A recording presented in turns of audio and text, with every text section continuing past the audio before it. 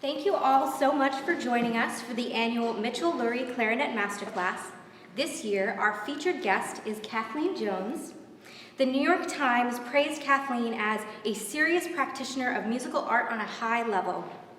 She has been the principal clarinetist of the Orquesta Sinfónica de Puerto Rico since 1975. She has also been the clarinet professor at the Conservatorio de Música de Puerto Rico for more than 3 decades. She has performed many times in the Casals Festival as principal clarinetist of the Casals Festival Orchestra, and in chamber music programs, including a tribute to Mitchell-Lurie in 2015.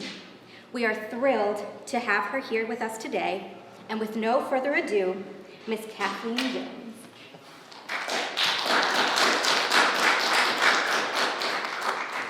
Thank you very much.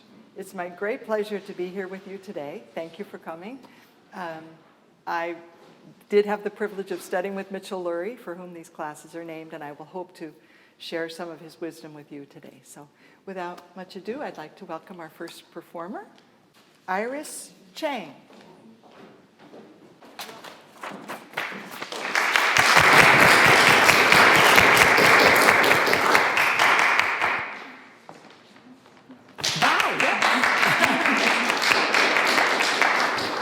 Accompanied by her mother.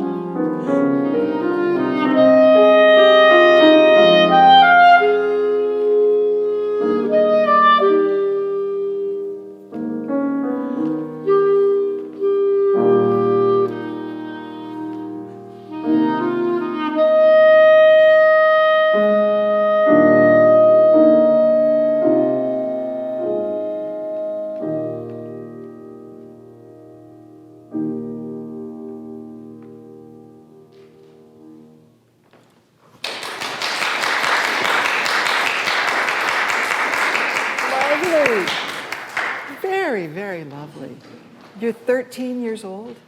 My goodness, you play so beautifully and wonderfully accompanied. Yeah, yeah, yeah. Many, many, many lovely things.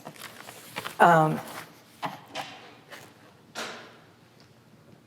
brought with me some props that I thought would be good for the least advanced player. And really, they're it's not you, but let me bring them out anyway, because especially for the second movement, it will help. I brought my garden hoses. Yes. Now, this is the bass garden hose.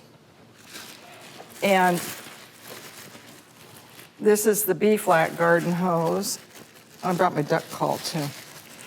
And what these do, I actually use these. I teach at the conservatory in Puerto Rico. I use these at bachelor's level, and they're wonderful. So let me show you, and it's going to help us with the second movement in particular. What these do is they show you that a clarinet is just kind of like a garden hose. And it's a cylindrical tube, right? And you don't mind if I use your piano. What we want to do, especially in the slow movement, you probably wouldn't, you handle the technical issues very, very well. Your teacher, I think, is here. I congratulate her. Beautiful work, no technical problems, really. What we want to do, could you play a low E? This is my A garden hose. This is the B-flat garden hose. Okay. Okay, so the B-flat garden hose is cut to the length so that it has. Yeah, we're a little out of tune, but this is a B-flat garden hose. Now what you do is you just blow. Try the B-flat garden hose. Thank you.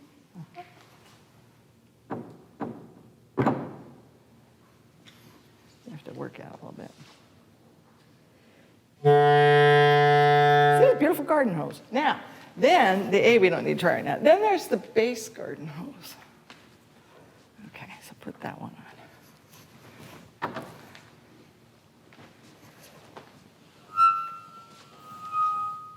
You have to hold it right there at the top. Let me see. You got it.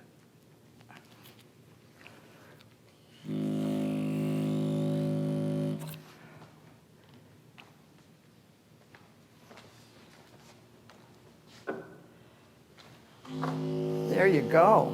And then you have the contrabass garden hose. Okay? There you go. Okay, all you do is blow, right? Mm-hmm. But when does it sound? What do you mean? When does this start to sound? It's like a few seconds later after I blow. Yeah, what happens if I do this? Well, it's not going to make a sound How come? because there's no hole. It doesn't leave. Yeah. Right. So when a clarinet sounds is when the air leaves it. So what you got to do is you got to blow through the tube. You got to go past it. So try the bass garden hose once more. Super. Most beautiful sound I've ever heard on the bass garden hose. Okay, now I'm going to give you your clarinet back. Play a low E. You're going to see how much easier it is after blowing into the garden hoses. But not loud.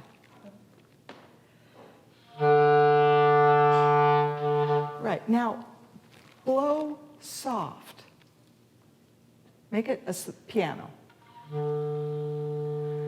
What's the difference between loud and soft?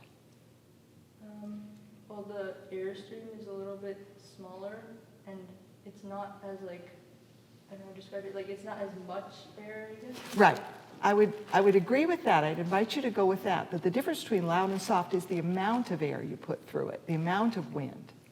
You don't really want to make it smaller, I don't think, because then you get in troubles with the sound production. You want the same sound as you get loud, it's just softer. So play your low E as though it were a forte, but just put less air, but blow through the horn. Make sure the wind goes through the horn.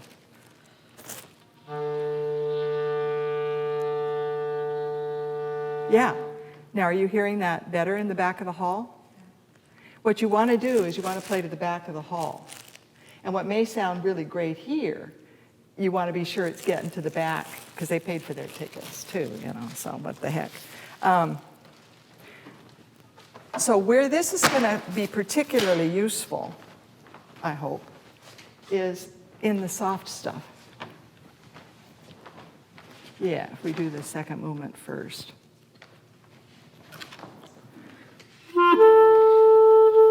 I lost you a little bit sometimes when it was soft. And if you think of, and here we go with the concept from Robert Marcellus. You know that name? No. He was principal of the Cleveland Orchestra under George Zell.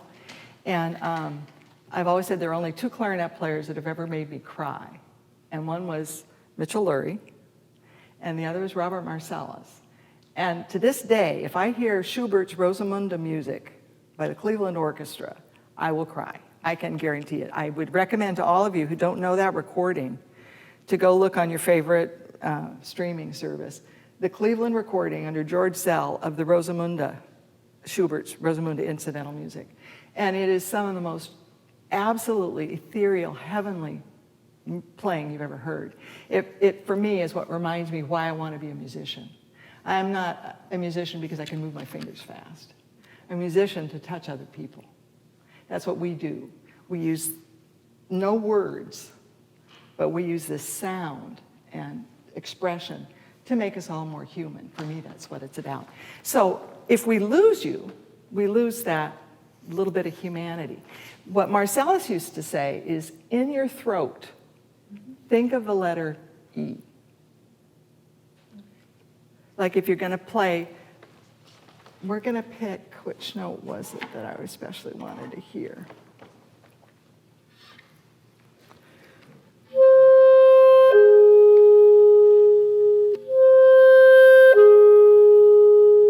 That B flat is just such an ugly note anyway. It's hard to make it beautiful. Take the D. And first, just play a D, mezzo forte, and think the letter A. And then play it. Go ahead, A. Now think the letter A. Oh, I'm in Spanish. Oops, I teach in Spanish. So the vowels in English, do the vowels in English. A, E, I, O, U. So A, E. I. O. And U. Kind of like ooh. U is usually the really ugly one. If you just think ooh, do it ooh.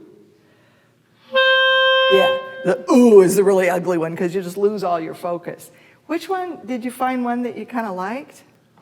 The E and The I. The E, yeah. And in Spanish, I is pronounced E. That's why I get confused. So, it has to do with what you do in the back of your throat. If you think, you're raising the soft palate, which is that little uvula, that little thing that hangs down. It's like you're going to yawn. Think of yawning. Like you're going to yawn. Oh, I'm so tired. This is so boring. There you go. And it raises, when you yawn, it raises that back there. And then it gives you a higher point to send the wind through the horn. If you got that U, if you think of this like water going down over a waterfall, the U is just kind of chugging along, and it's a wide river, and it kind of goes thunk. But the E, you've got this wonderful little bright waterfall up there, and it's going to just go plowing down through the horn. So if we go back to that, you're going to blow through the horn, like you have a garden hose on, and you're going to send the wind from that point of, can you sing? I'm not a singer, but it's just like singing. I have no doubt that what we're doing in the back of our throat is as though we were singing. Yeah. And think of, like you're going to make everything, all the wind up here in your head is going to vibrate. There you go. Okay. It's different than the throat. If we sing out of our throat, it's this kind of weird, funny thing. But if you think of sending it up through your and then putting that from that high point.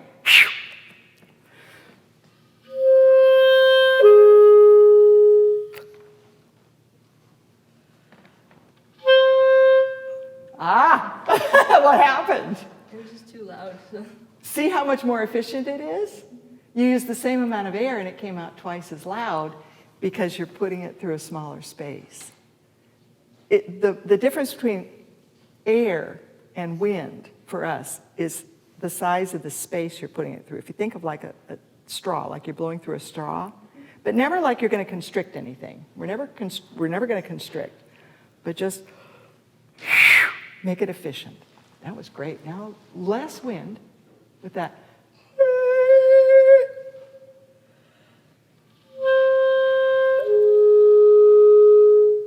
Now, can you connect it just a little better?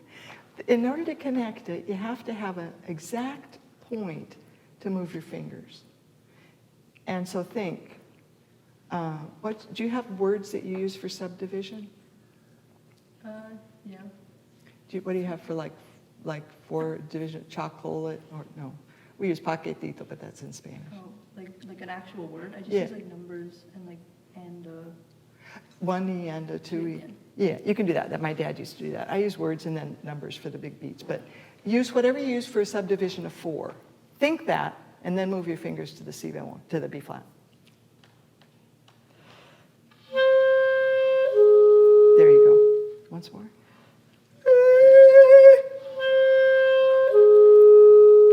Yeah. You like that better? Is it a difference back there? Can you actually hear it?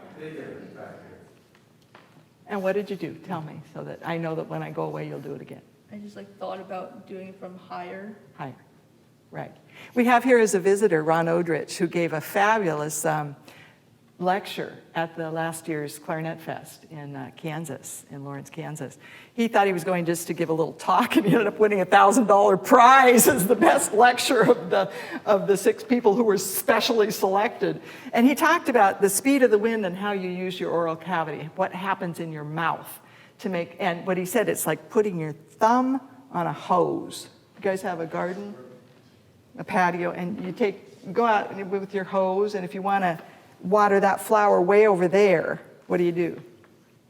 Put your thumb on the hose and that's what he said you do to the wind as it's going into the reed. And that's, I think, partly what we just did. With the E, you get it going from higher, and then you just put the wind behind the reed.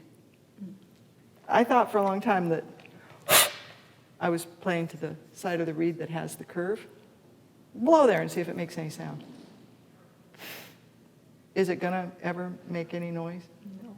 You know that, right? Yeah, well, I thought for a long time you don't blow there, you blow. Make that happen?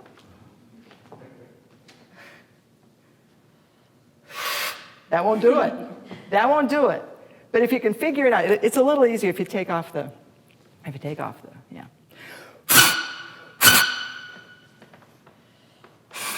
But you have to look at the space. There's this little tiny space. We spend our life blowing through this little tiny space into this black tube. I mean, it's really disgusting. But you got to know what that space looks like. I mean, look at that space. If you want to hold it up to the light, and look at how much space you have there. A lot? A little? Your sound is beautiful. It's gorgeous. Let me see what. This will tell you how wide what the face is. Yeah, got a nice space to blow into there. So what you're going to do, see if you can make that reed move without putting it in your mouth. Look at your space. Put wind on the flat side of the reed. That won't do it. Okay, you're going to work at it at home. Your mother's going to kill me, but you're going to figure out how to make it sound. Because sometimes I ask my students, why does the clarinet sound? They say, well, I put it in my mouth. I said, well, you don't have to put it in your mouth. And they say, and I blow. Well, it doesn't have to make sound if you blow either. No sound. So what is it that actually makes the sound? It's like the power and direction of the air. The wind. You turn the air into wind, because here you've got air in your lungs, and you turn it into wind. And when it gets fast enough, it pulls the reed. I figured that out, and it was like, oh, I've been trying to push the reed all these years. I've been biting on it and pushing on it.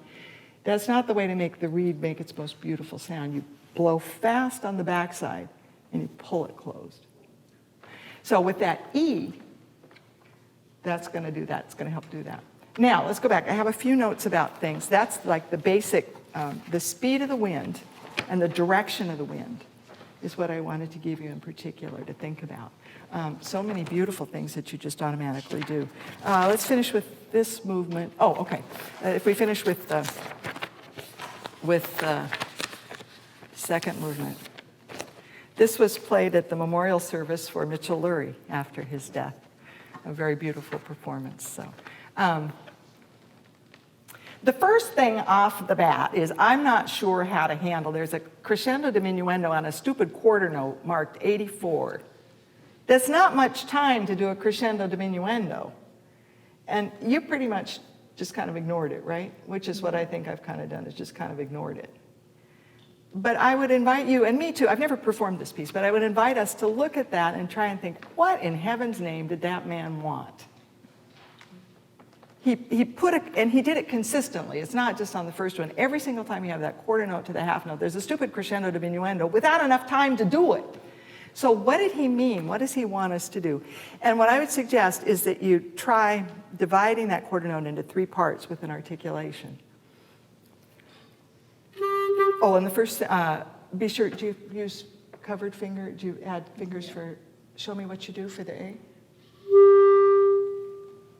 Now that doesn't sound bad. What I do, I add a few more. Try the C key.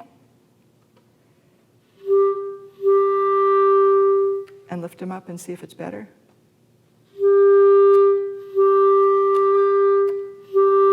And what were you using compared to what you were using? Yeah. And add the C key. That's the difference. And try the E flat key. It's a matter of experimenting. I think you can find something a little bit more resonant. And what we're doing when we put down these extra fingers, we're bringing out the resonance nodule, doesn't matter. But experiment, I think you can, if you use one of these keys along with it, I think it'll be a little more resonant. So try.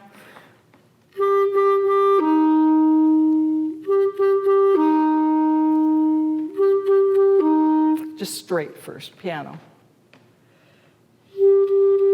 Now, E, send more wind through. You want to...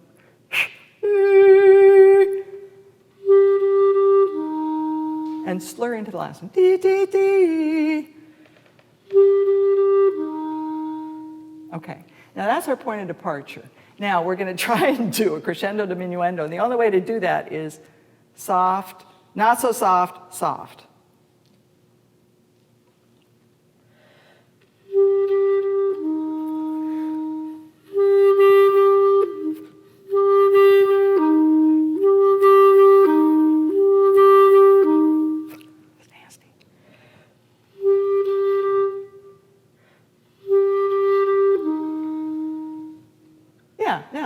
Start. You can keep working on that and see, and now take away the articulations, but think it. Because it's, what we're doing is too complicated to happen on its own. We're doing something, we're dividing a second into 3 parts and doing all, people on the street don't understand what we do. We're athletes of the small muscles, is what the New York Times says. We're athletes of small muscles. Now, do it a couple times with the articulation, then take it out.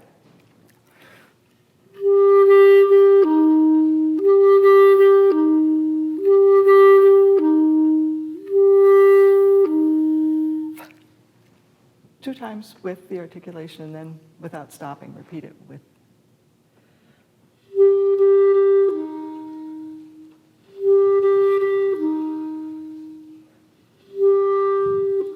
There you go.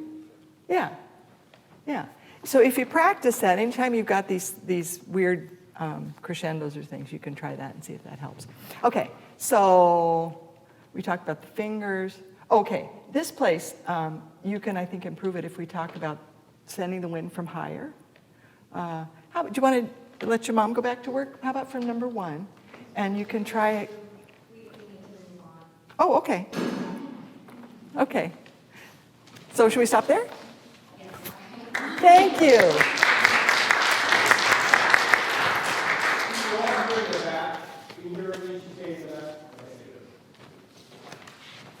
Great work, teacher. You want to stand up? Yeah, good work. Yeah. Thank you. Very nice. And next we have Isabela Swartka.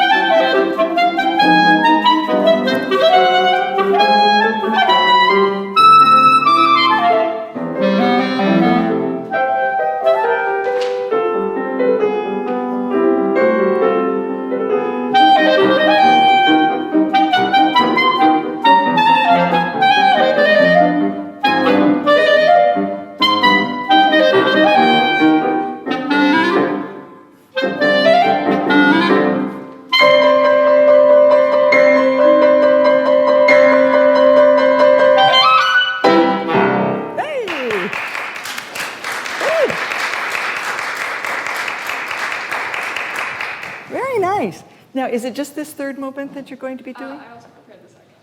Would you like to do that also before I start? Or work on the third first? Work on the third. Work on the third. Okay, okay. And how old are you? 17. And you study with Professor Guy. Very good, very wonderful work. Yeah, I played this piece when I was your age at the state solo competition. I remember you have trouble in the same spots that we all do. There are these nasty, nasty high notes, and the control of that upper register when we're articulating. Beautiful playing in general.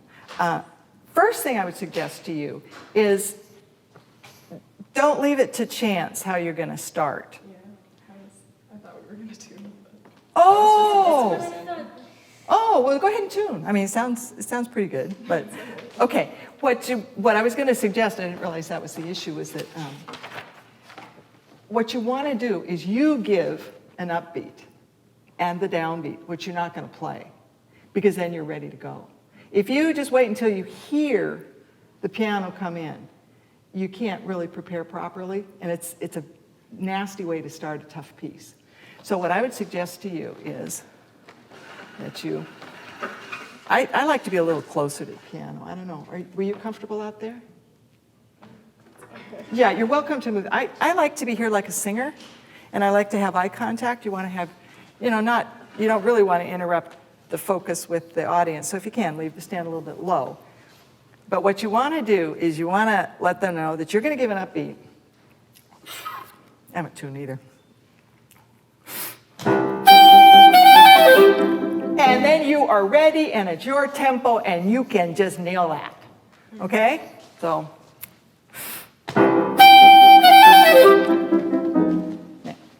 You tell her, this is my piece, we're going to do it together, and this is my tempo. Okay? And the other thing that I'm always bugging my students about, just incessantly, prepare the wind. If I start blowing at the same time that the note starts to sound, it'll come in flah, or not at all, or too loud, or whatever. What you want to do, and more than half of what we do is up here. I had a lovely student who died at the age of 25 of a massive heart attack in the arms of her mother. And I want to always remember Christine, because she was so brilliant, by saying, I'd tell her something, and she'd look at me and she'd think about it. And after about 2 seconds, 3 seconds, she'd go, es mental, maestra. And then she'd do it exactly. So half of what we do, or more, is right here. Figure it out, and then do it. But don't think that the stupid clarinet's going to do it, because it ain't going to do nothing, man. It's not going to do anything. So you got to figure out what you want to do. So what you do is prepare the wind. As you're going up, you take in your breath, put your tongue on the reed. Yeah, she knew. Now, I just didn't take my tongue off the reed, but the wind was there ready to go. Okay? Try it once without putting her through the torture of give an upbeat, breathe, put your tongue on the reed, think the note, and then don't play it at the downbeat. 1, 2, 3, up. Once more. You have to count the whole bar. 1, 2.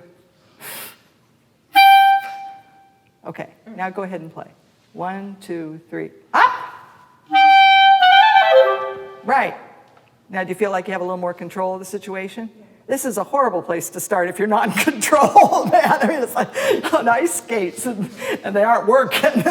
So be sure that when you get your tongue on the reed, that all you have to do is just pull it away from the reed. You want to have your tongue, this is the hardest part to teach because we can't see it.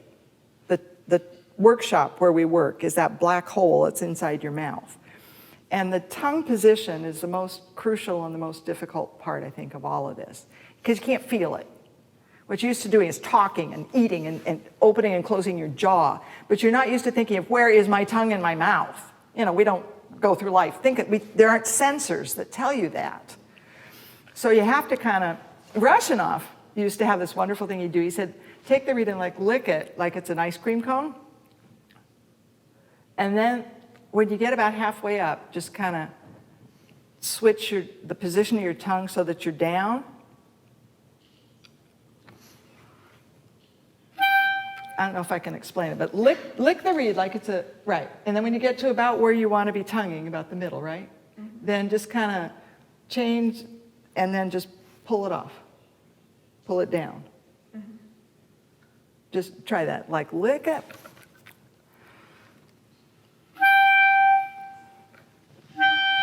Right, and then just pull it down and make sure that nothing else moves. I don't know if you heard the work that Iris and I just did about the the throat position in the back, about thinking the E. You want everything else to be stable. So you have the wind ready to go, and then you just take your tongue away without bothering anything. Try it once more, slow motion without torturing your pianist. Yeah, yeah. Okay, now, see if you can put that all together. You're going to think 1, 2, 3, ba.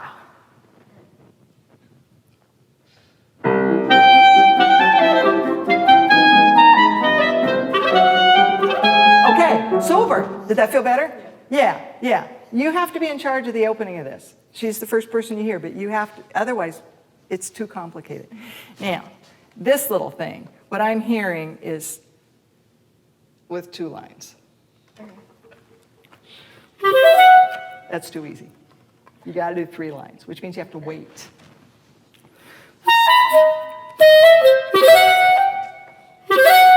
You're going to throw it. Don't connect it in time with with the 16th note ahead of it. That 16th note is over. This is a pickup to what's coming. And you're going to prepare the wind for that accent. So if you want, take it out. Take out the...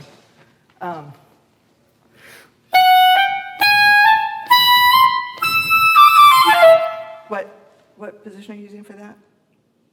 Yeah, that's the one I'm using. That's the standard one, the sliver key to... Nah, it doesn't work. There's, the side F sharp, but it doesn't work here. Okay, there's another place at the end. Let me just tell you real quick, because at the end,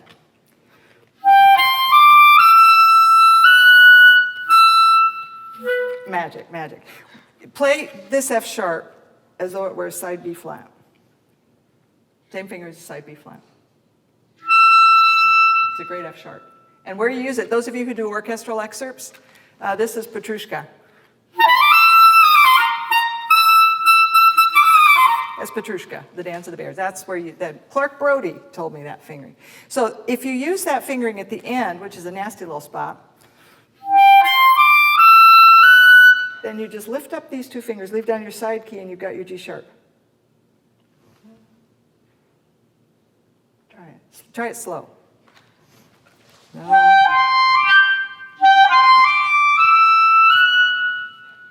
Yeah, and then you're back, and back to your F sharp. Ba da da da dim, bum bum.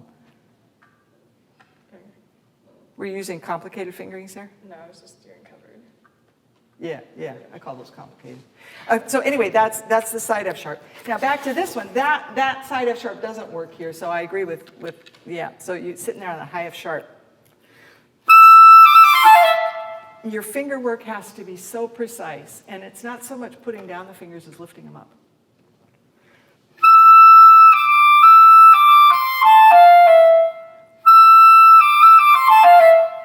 They've got to be little soldiers, really precise. I'm not watching your fingers too much. Has he bugged you about, I don't know, do you teach third knuckle? I like it, but we haven't had it very successfully. I mean, third knuckle, you mean curve. Yeah. Everything moving from here and keeping the curve. Yeah. When my kids studied violin, I have a couple kids, and I was watching the violin teacher explain that you drop your fingers from the third knuckle. I'm going, yeah, that's the way the hand works. That works on the clarinet too. So it's a different way of using your hands, and you're not going to be able to change to it overnight. But Lurie used to say, hold a tennis ball. Yep. Hold the tennis ball. Or the letter C. He talked about the letter C. Did you work with Lurie also? No, but we got it other places, Marcel's Yeah. Hold the tennis ball. And a little thing that I like to do is stretch out your fingers. Are they relaxed? No, let them relax. Relax your fingers. What do they do? Curve. Yeah. You go into a curve. Stretch them out again. Can you feel that you're using tension to make that happen? Yeah. That's not going to help your clarinet playing at all. So let it go. And just pretend like you're holding a tennis ball. That's your most natural clarinet position, your hand position. Now, you're not going to change overnight because you've got, what I kind of see was that you were pressing down the first fingers down here. If I see my students do that, I immediately say, you're working too hard. Because in order to make that knuckle go down, your first knuckle, you have to press on it, right? Now, if you have your fingers just the way they want to be, and you just bring the clarinet up to it, Now, some people do have weaker. I have some students who really, their muscles just collapse there. Are yours kind of like that? I don't know. Okay, well, you can experiment because everybody has their individual hand. And you're going to play with your hand, not mine. So if what I say doesn't work for you, then find what does work. But what usually works is letting that first, if you take away the clarinet and pretend like you're on the subway and it's rush hour, and you have to hold on to those bars, do that, hold on to, yeah. Now, you see, your wrists are going to be just falling straight, right? And you don't have to really press. You just keep your fingers curved and you hang on to that bar. Yeah. Okay. I suggest that that's a good way to play the clarinet because that's pretty natural. And then what you do is you open like it's hot. Pretend like you've got these muscles that will open that way, like it's hot.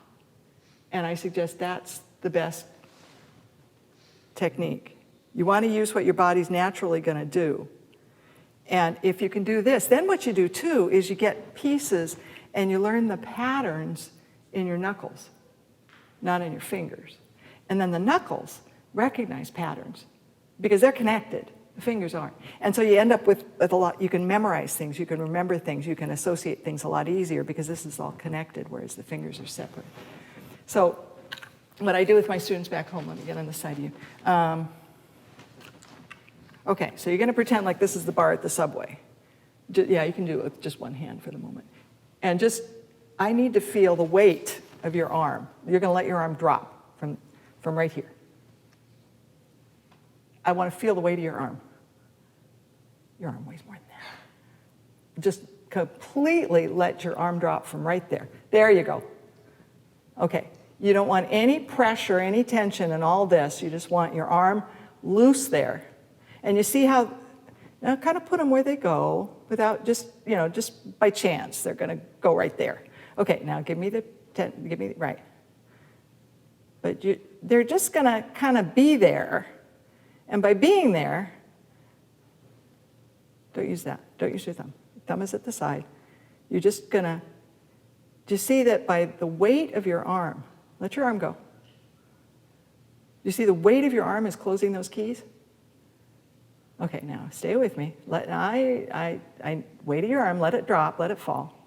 Now what we're going to do, you're going to keep that same relationship where you're closing those keys, not with any force of your muscles, but just by the weight of your arm. We're just going to change the angle of the clarinet. There you go. Okay.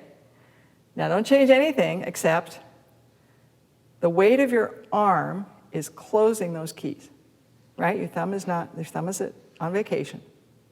We're going to change the angle and the weight of your arm, no, don't change anything. The weight of your arm is closing those keys and I feel the weight of your arm here and we're just going to move the angle and still the weight of this arm is going to close those keys. Without your thumb. Your thumb can just go on vacation. Do you see? There happens to be a clarinet in front of your fingers. There just happens to be. Now, from here, pick up this finger. Yeah, and from here, and right. That's the technique that I try to do and that I teach. Is that different? Because what we all do is we grab onto the clarinet. We grab onto it. And what we don't necessarily, what I didn't realize for a long time, I did a lot of Alexander technique. I don't know if you guys know about that. It's a wonderful thing to study.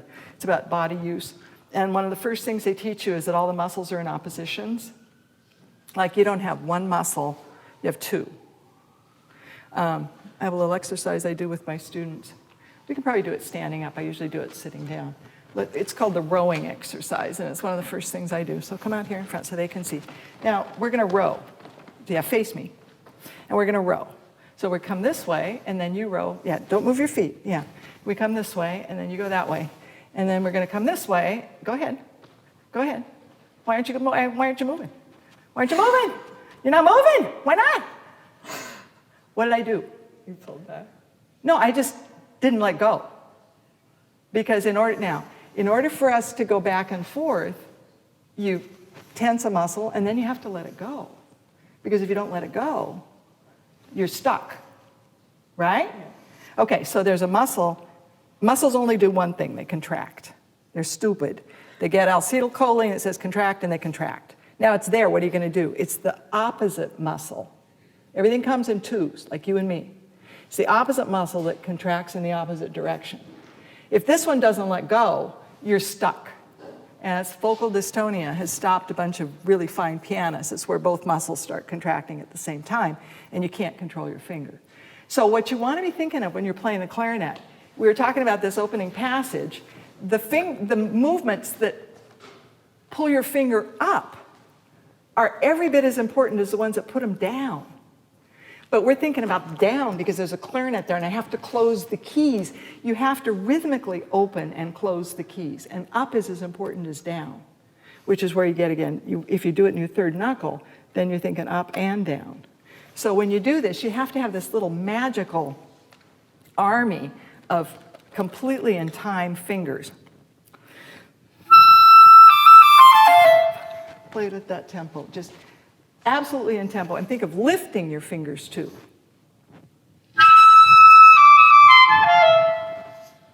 Once more. Okay, and now faster. Right, and you've got a little nasty little articulation to put in there too. And the accent, how are we gonna do that accent? More faster.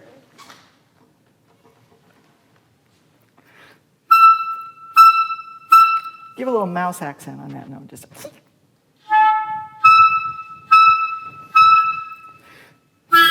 Woof. Oh, too fast. About that tempo, with an accent and a good articulation and little fingers that are like little soldiers. 1, 2, 3, 4. There you go. There you go. Okay. So lifting fingers is as important as putting them down. And you have to be sure that you're not clutching at the clarinet. You have to let go. You have to be sure that it's just up or down, doesn't matter. Up or down. Let's see, what other note? This is a nasty spot. There you just got to get the air through the horn. You want to do it from number 3? I'll let you play again a little bit.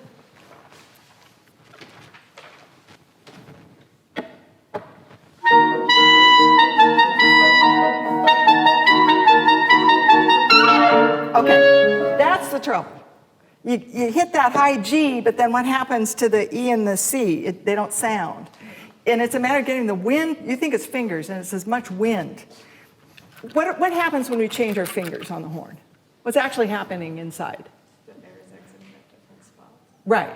And so every time it exits, it's setting up a standing wave that makes that frequency. So we're changing at about the speed of 8 per second. 9. This is marked 144, right? 16th notes, 4 note subdivision, 144. We're changing about 9 times per second. How do you expect the stupid tube to change that fast? We're asking something that shouldn't be possible, but it is possible. That's why we have to practice so much. We do these things that are marginally impossible, that are possible. What finger are you using? That's a wonderful fingering, but I don't think I use it there.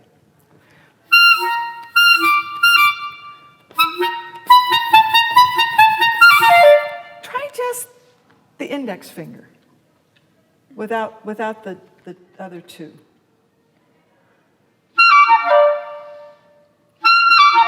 Does that slur down better? Yeah. When you decide what fingering to use, I always look at 2 things, the note before and the note after. So if you have to slur down, you want to find a fingering that's going to slur down. And I think I picked this one because it's in the same harmonic series as the E. If you're doing E, F sharp, then your G is right there. It's in the same series of harmonics. Whereas this one is built on is a fingering on a different harmonic. It's the one that's, we have harmonics here, right? So the one,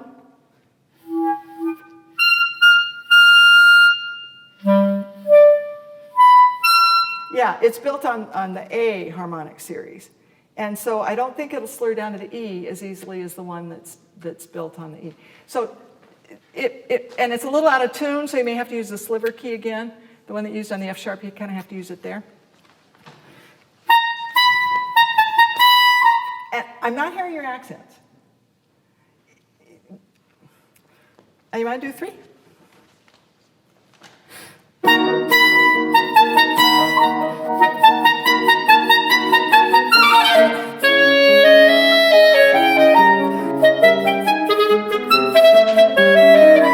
Yeah, sorry about that squeak. That was nasty.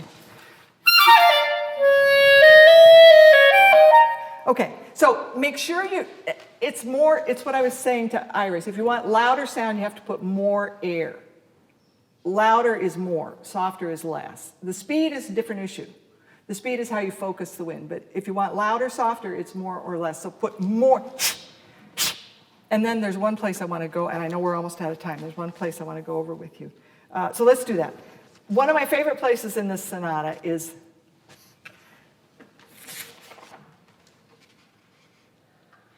I'm playing from a different part. It's in a different place. Okay. Would you do number 8 with, is it 8? Oh, and separate your, no, okay. Where is it? Yeah, okay, 6.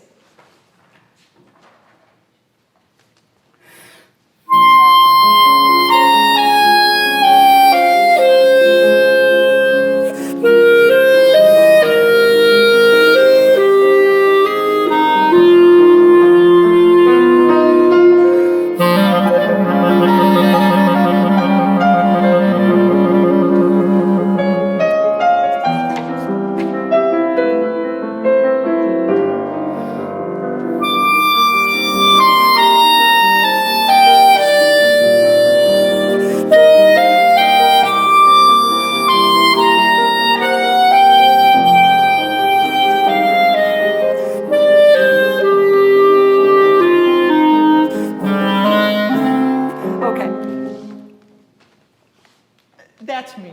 You don't have to do it. But I think, why did a composer write the same note twice? Why does he put an A if he's going to put an A on the downbeat? So I really like to take my time there. And the pianist, see, she followed me. She had no clue what I was doing. And the volume, there is no way the piano is going to cover you. And that is this beautiful register. Sing your heart out. Try it as loud as you want. Keep the most beautiful sound. Make sure you've got, I don't know if you heard the E, makes you beautiful. And then just sail it like across the street. Not even to the back of the hall. Just let that melody soar. 6.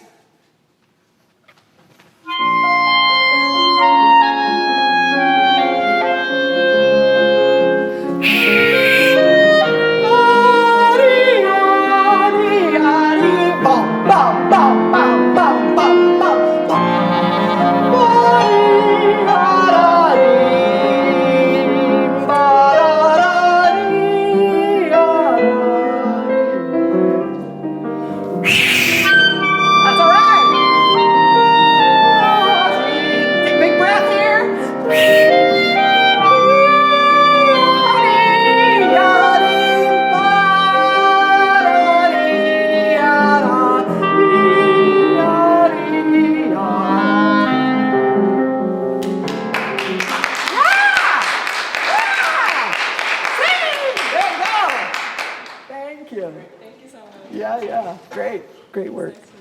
Nice to meet you. Good luck.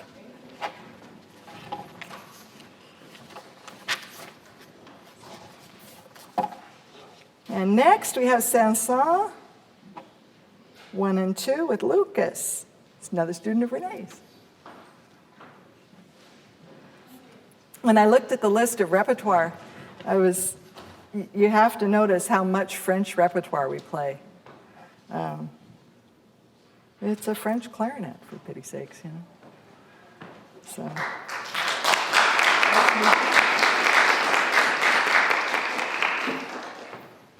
Well, go ahead and you have the first and second movements. Why don't you just play through them?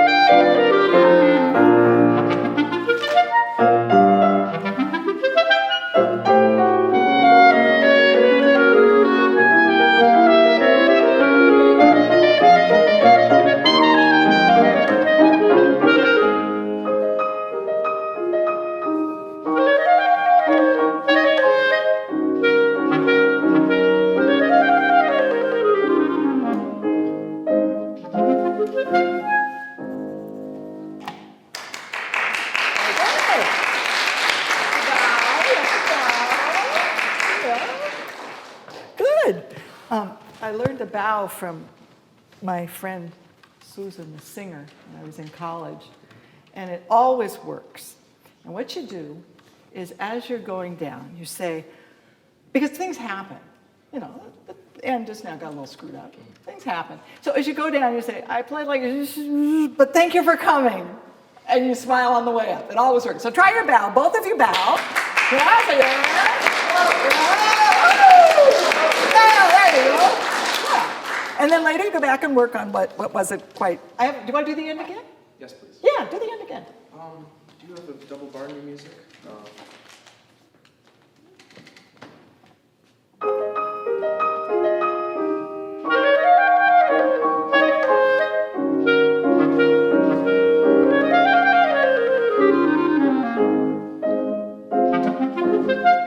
Okay. Yeah, got a new bow. Okay. Okay. Beautiful playing. How old are you? I am 16. Wow, great. Good job, Anne. Good job to the teacher. Since we're at the end, let's just fix that little spot. Why was it not right the first time? And the second time it was almost right. The timing is a little funky. Right, why? There's a reason, and we got to fix it. Well, do you know why? It has a downbeat right before my upbeat right here. And it's in 2, so the feeling is a little tricky. Right. She has to know. You have to lead her to the right moment to come in. Okay. Because you've got 6 notes to play, and then she's going to try and put a note in there. Well, how's she supposed to know? You know? So you have to, okay.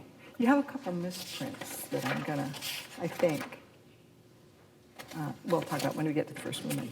Yeah. All right, let me see if I can play it. So she'll, the double bar. And also, if you like, a little more gentle.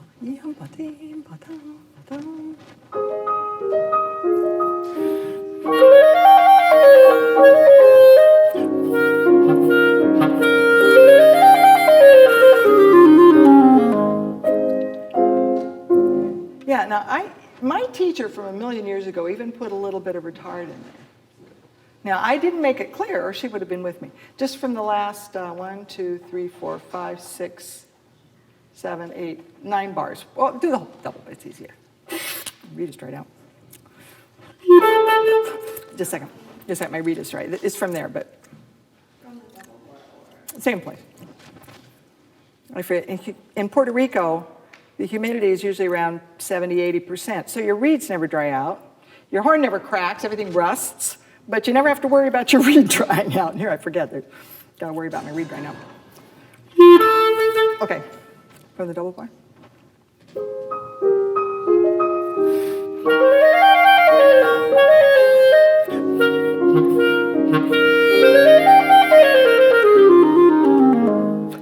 Slow it down just a little bit. Okay. Slow it down just a little bit. Make sure we hear every note. And what's tricky about that too, where you have to really watch out, is that stupid 4th finger. Lifting up. Our 4th fingers are not real good at lifting up. But if you don't lift it up in time, did you hear what I was saying to Isabella before? Okay. It's as important how we lift our fingers as how we put them down. Okay. For instance, if you want to get to the G, you can get to the G by lifting up the finger from F, or by putting down a finger from A. It's the same G, but you get to it one by putting down, one by lifting up. So you have to have and they're different muscles. The ones that lift are different than the ones that put down. So you have to have them all equalized. There's some really wonderful Jean studies, Body Mecum, if you need. It's boring but fabulous. So when you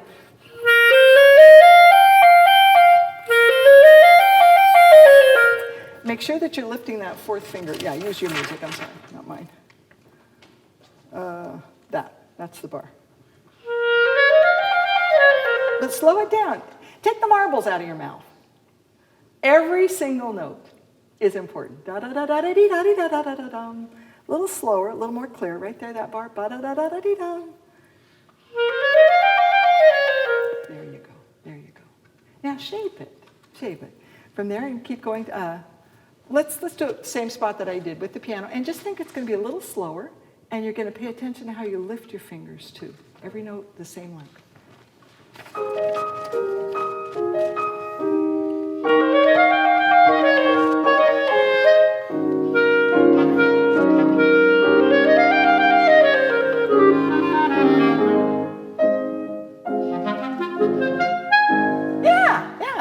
Yeah. Now later, if you want it to go a little faster, we're working slower tempo than you did. If you want it to go a little faster, you can bring it up. But don't lose that clarity. That was a Marcellus word, clarity. And he used to say there isn't such thing as almost in rhythm. It's either in time or it's not. So be sure your subdivisions are good. Let's see, a couple things I want to work on. First of all, I want to give you the misprints. I think you're playing from the original Duran version, and there's some omissions that are really not nice. So let me just be sure you have those. If you look at the piano part, before 1, 2, 3, 4, well, let me just bring over my part. There's some crescendos and diminuendos that are in the piano part. They're sitting right there that didn't get into this published version. And they make a difference. There should be a crescendo to that accent and a diminuendo. And the same thing here, crescendo to the accent and then a diminuendo. And then here, there should be a crescendo into number 1. Is that the other one? 4 after 1, 1, 2, 3, 4 after 1. There's a crescendo, there should be a big crescendo here, too. Okay. So if you want, check the piano part, go over it bar by bar, and 2 before 1, there's a crescendo. There should be a crescendo here. Okay. So if we put those in, it makes the phrasing a little bit different.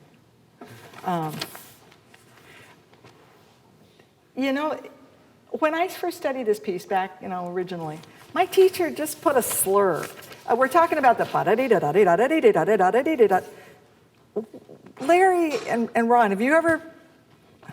2 and 4 sometimes. My teacher just blew it off. He just blew it off. He just put slurs under it. Was that a naughty thing? I mean, all my life I've just played 6 and 6. I don't know. Talk to your teacher about it. I don't know why my teacher did that, but we're talking 1960-something.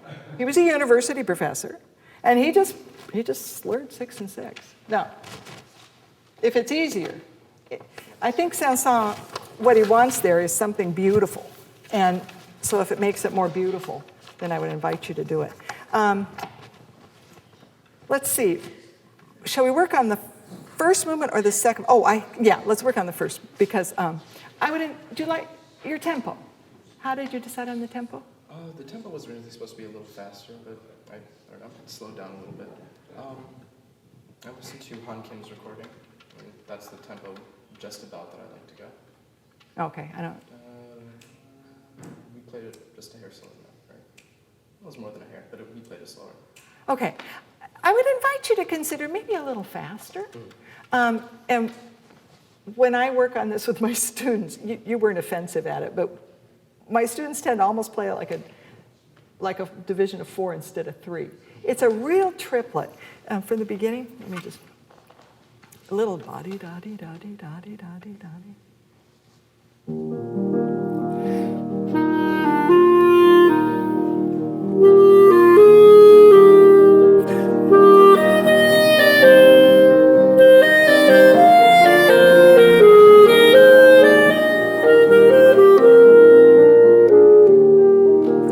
If you play it faster, you get longer lines. You get longer lines. It's easier to sing. I don't know if you try at that tempo and see if it makes any sense to you.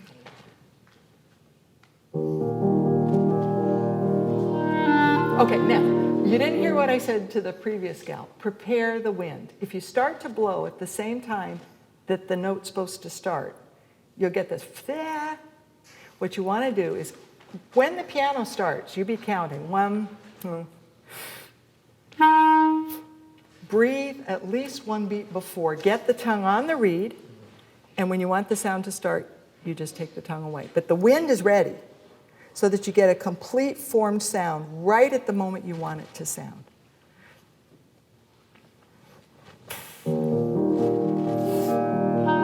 There you go.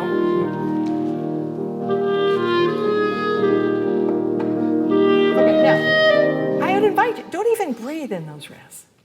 Mentally, just think it's a big arch. 1, 2, 3, 4, 1, 2, 3, 4, 1, 2, 3, 4, 1, 2, 3, 4, 1, da-dum, ba-dee-ya-da-dee-ya-da-da-da-da-da-dee-ya-da-dee. And then make the notes long within the time. Dee-dee-da-dee-dee-dee-da-da-da-da-da-da-ba-da-da.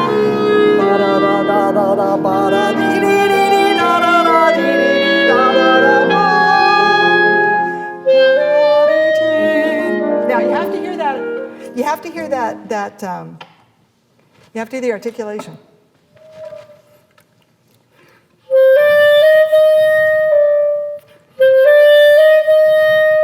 And the trick of the articulation is don't move the reed.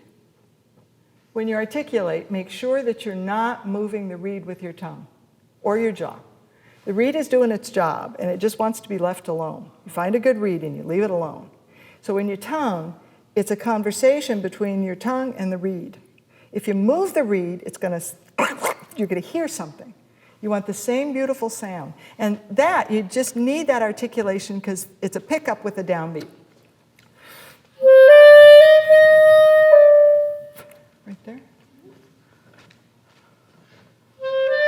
There you go. Ba-da-dee-dee, long lines.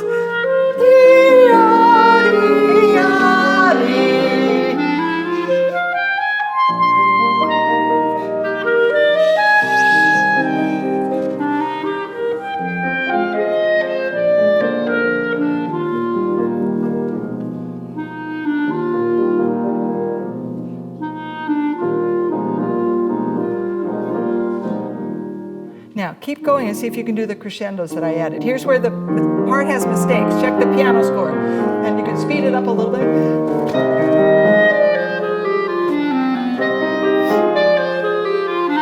Good.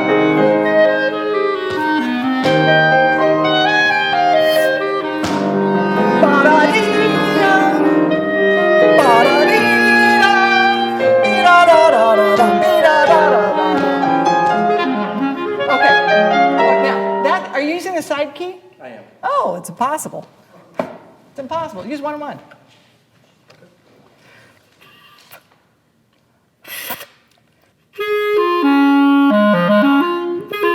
Like it were yeah. Now, it's not the greatest in tune on an E flat. We use it all the time as a B flat, right? And it's fine. As an E flat, it's not in tune, but if it goes that fast, who cares? Nobody will hear it, but what you'll hear is the arpeggio. What is wrong with that note?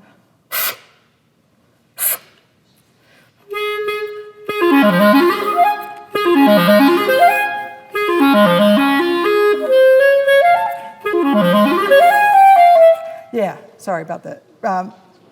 Yeah, and now do you hear that you have more character to the different sections? Okay. Yeah, I definitely agree. Yeah, think of what my teacher, when we get to this part here, coming up after 1, he put get mad. So the third bar of 1, why don't we start at the ba-da-dee and pick it up just a little bit there. Go from, where you have the 2 bars rest. Okay. Start there. And when you get to the third bar of 1, get mad. Yeah, just do your 1 and 1 here. May not work right now, but do it. Okay. And 1, 2, 3 here. He put get mad. And he was a lovely gentleman, but it works. Get mad. Okay. The 2 bar interlude. Da-dee. See, the 8th note always a pickup.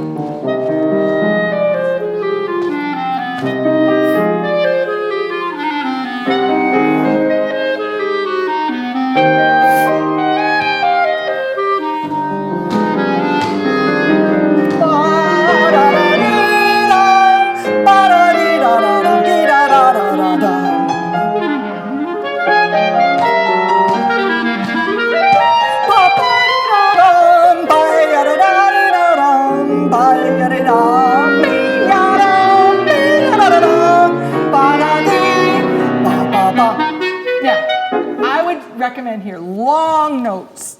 Long notes. There's no staccato to be seen, right? Use it.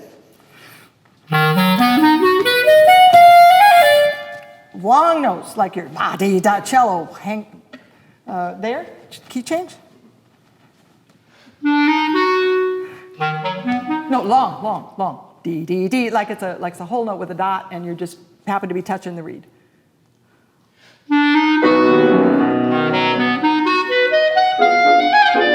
Okay, now, here's your metronome. Da, da, ba, da, da, da, ba. If you want, a couple times, articulate the slur. Da, da, da, da, da, da, ba, da, da, so that you're exactly with her. Ba, ba, da, da, da, ba, da, da, da. Once articulating, just right there. Dum, ba, da, da, da, dum, ba, da, da, da, dum, ba, da, da, da, dum. Right, and do you hear how that lines up with her? Okay, now think that and play what's written. Yeah, and one more thing. Think of the 16th notes like it's a pickup to what's coming. Bum, ba, da, da, dum, ba, da, da, dum. Let's do it from there, yeah. I'm sorry, where we started before, ba-da-deem, ba-ba-bum.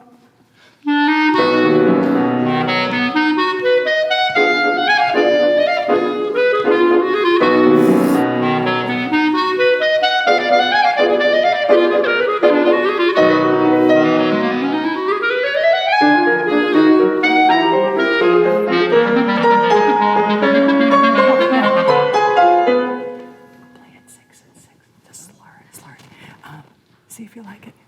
D flat. D flat major. Play D flat major scale. Da da da da dee dee dee. This just has to be clean. Don't rush it. Ba ba ba from the arpeggio, the F minor, the ba ba ba. Yeah, da ba ba ba ba from there. You start alone.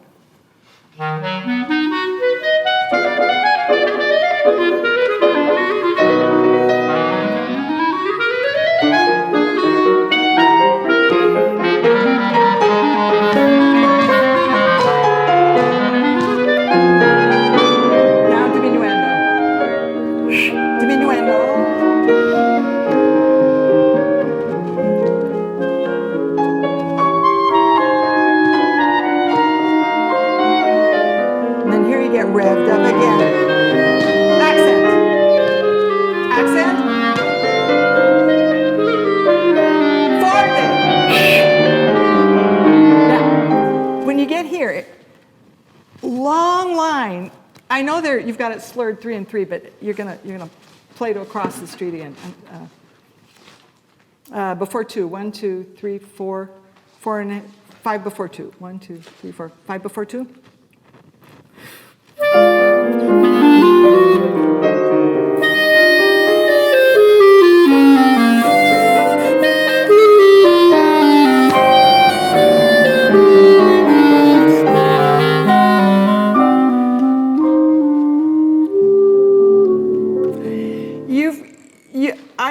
I take a breath there. Okay. So that you have enough gasoline to get where you're going. Top it, keep it loud until you get to that low F. And then you do this beautiful, gorgeous diminuendo to a pianissimo. Put some drama in it. Same place as before?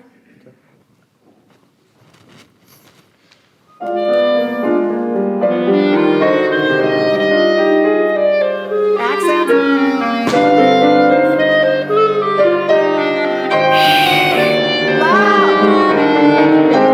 I see you beating. Make it horizontal, not ba da ba be da dee da da da da dum bum. Horizontal, same place.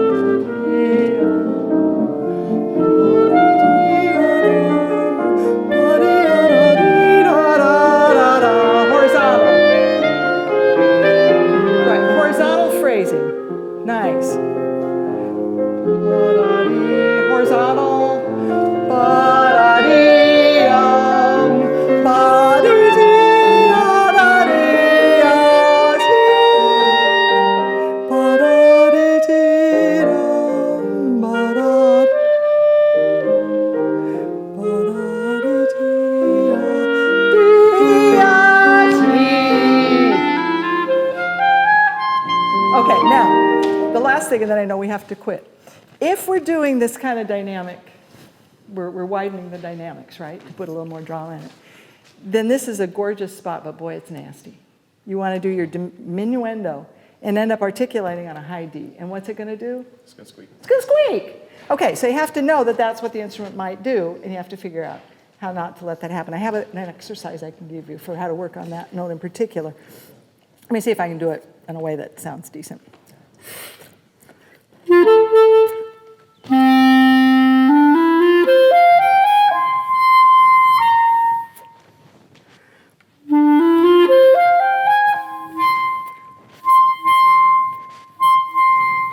Just play the two Ds as soft as you can. He, T, he, T, he. Long note. Don't finish. Don't cut this one off. Just start that one. He, T. Right. Marcellus used a phrase, talk on the reed. So elegant. Talk on the reed. So, he, T. Just think that you're just giving a little syllable on that. He, T, dum. Those notes again. He, T, dum. Now, can it be softer? Keep the wind fast. Keep your jaws open, but less. Fast air. There you go. Now, add that beautiful, start loud, and just every note getting softer, and then we'll finish. Once more. Ba da da da da da da dee,